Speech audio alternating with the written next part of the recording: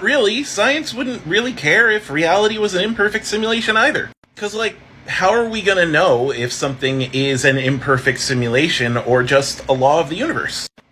Just putting it out there, this is not fact, this is a thought experiment, but there is a minimum length that makes sense, the Planck length. That is essentially the pixel of our universe. How do we know if that's a limitation of the simulation or a natural law of the universe?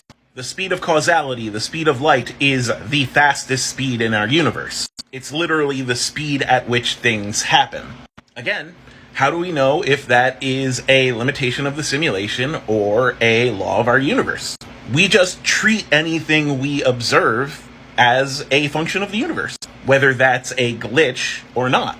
So if a giant D20 falls on Manhattan, well, that would suck, but science would try and figure out why. And we'll have an explanation using the laws of our universe before we say, oh, we live in a simulation. Because again, we wouldn't be able to tell.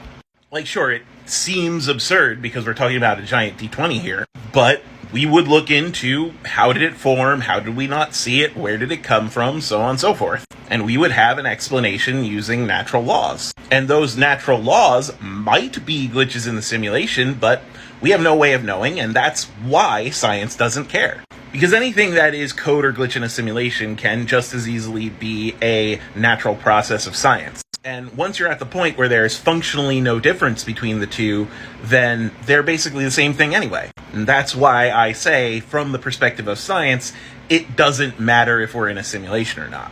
In fact, if that giant D20 fell on Manhattan, it would mean it materialized out of nowhere.